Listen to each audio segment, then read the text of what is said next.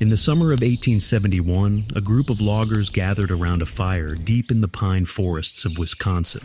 After a long day's work, it was common for the men to pass the time swapping tales. Stories of close calls with falling trees, of wolves trailing the camps, or of accidents that nearly claimed a man's life. But that night, one story silenced the laughter. An older logger leaned forward, his face lit by the flames, and spoke of a creature the men called the Hidebehind. He told how it was never seen straight on, for no matter how quick a man spun around, it always slipped just out of sight, lurking directly behind his shoulder. At first, the others chuckled, but the man's tone grew serious. He recounted how strong lumberjacks had gone missing without a trace. Their axes and saws were often found left on the forest floor, but the men themselves were gone. The older logger swore that the Hidebehind hunted at night, waiting until a man was alone in the woods. He described the sound of snapping twigs, the slow rustle of brush, the unmistakable sense that eyes were watching from just beyond the firelight. And when it struck, he claimed, the creature let out a scream so piercing it froze its victim in place. Before dragging him into the trees, the Hidebehind was just one of many strange stories told across the Old West, tales that still echo like modern cryptid encounters. While the forest had the unseen watcher that drags unsuspecting victims, the deserts had its own eerie cryptid stories that might sound familiar to a modern audience. In 1883, inside a dusty Arizona saloon, ranchers spoke of a towering man-like beast said to roam the sands at night. They called it the Desert Apeman. Before Bigfoot captured headlines, Arizona's deserts were already rumored to hide an ape-like beast. Cowboys, miners, and settlers called it the Desert Apeman, an enormous hairy figure that roamed the Mogollon Rim and remote canyons. One of the earliest written accounts dates back to 1903, when a newspaper described a group of prospectors encountering a hulking creature with long, shaggy hair and glowing eyes. The men claimed it threw stones at them from the cliffs before disappearing into the night. Some stories tie the Desert Apeman to native legends of wild men, while others suggest it could have been an escaped gorilla from traveling circuses that were common at the time. The Desert Apeman may be one of America's oldest cryptid legends still alive. After those encounters with the Desert Apeman, another mysterious creature is slowly gaining reputation in the Pacific Northwest in the early 1900s. The Gumberoo was first reported by lumberjacks in the Pacific Northwest, but the legend spread through frontier towns. Described as a massive bear-like creature with almost no fur and a tough black hide, it was said to be invulnerable to bullets. One logger in the late 1800s supposedly shot an entire magazine at the beast, only for the bullets to bounce off like pebbles on stone. Some stories went even further, claiming the Gumberoo's skin was rubbery and flammable. When struck by sparks, it would explode in a fiery blast. That sounds absurd today, but it made for a terrifying campfire story back then. To frontiersmen, the Gumberoo represented their greatest fear, a predator they couldn't fight back against. Imagine being deep in the forest in the 1800s with only a rifle, knowing it might do nothing against what's stalking you. Another desert-dwelling cryptid that cowboys from the Old West encountered is a creature known as the cactus cat. The name sounds goofy, sure, but when you're alone in the desert, its scream alone will leave you in terror. Described as a bobcat-like creature covered in thorny spikes with a spiked tail, it was said to slice open cacti at night, drinking the fermented juice.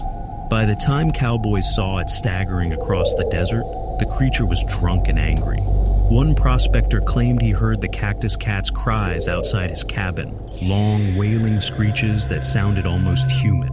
When he stepped outside, he found strange slashes on the cacti nearby, but no footprints in the sand. Others believed the creature could survive without water for weeks, thanks to its cactus diet. The cactus cat might sound funny at first, but to a lone cowboy camping in the desert with strange cries echoing in the distance, it was no joke. Cryptids of the Old West weren't confined to the deserts or mountains. Some were even said to lurk in the waters. There are stories in the Old West about a creature that the early settlers called the Water Panther. a fearsome creature said to lurk in rivers and lakes across the Great Lakes region.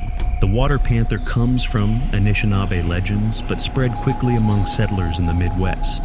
Described as a giant underwater panther with horns, scales, and glowing eyes, it was believed to live in the Great Lakes and surrounding rivers. Indigenous tribes considered it a dangerous spirit of the deep, one that dragged the unwary into the water. Settlers in the 1800s reported strange movements in lakes that couldn't be explained. Giant wakes forming in still water, or animals vanishing near the shore. A Jesuit missionary in the 1600s even wrote that native guides refused to paddle near certain areas, convinced the water panther lurked below. By the time frontiersmen arrived, they had inherited the same fears. Some modern fishermen still claim to see shadows in the depths of Lake Superior, shapes too large to be fish. Now for the most infamous case of a cryptid in North America. Aside from the Bigfoot craze of the 1950s, actually began in the Old West in 1890. And this one is different because it covered a lot of ground in just a few seconds. Tales linked to it are some of the strangest in American folklore, and they all point to the same legendary beast, the Thunderbird. In April of 1890, the frontier town of Tombstone, Arizona, already famous for its gunfights and outlaw legends, became the stage for one of the strangest cryptid reports of the Old West. According to the Tombstone epitaph, two ranchers riding through the desert stumbled across a creature unlike anything they had ever seen. It was described as an immense winged beast, with a wingspan stretching nearly 16 feet across. Instead of feathers, its hide was said to be smooth and leathery like a bat, and its head carried a long, gaping mouth that resembled an alligator's more than a bird's. The ranchers chased it down on horseback, firing round after round until the creature finally collapsed to the desert floor. Its size was so staggering that it supposedly took an entire wagon just to haul the carcass into town. Reports spread quickly, and some claimed a photograph was taken showing the men standing proudly beside the body. That supposed image, often called the Thunderbird photograph, has never surfaced, becoming one of the most enduring mysteries in American folklore. Many argue the story was either exaggerated or fabricated, but the tale of the Tombstone Thunderbird became part of Western legend. It's the point where ancient native stories of the Thunderbird collided with the dime novel spirit of the Old West, cementing the creature as more than myth. It became a frontier mystery still talked about today. What makes these tales so enduring is how they connect two worlds, the spiritual traditions of native peoples and the frontier imagination of settlers who faced vast landscapes they didn't fully understand.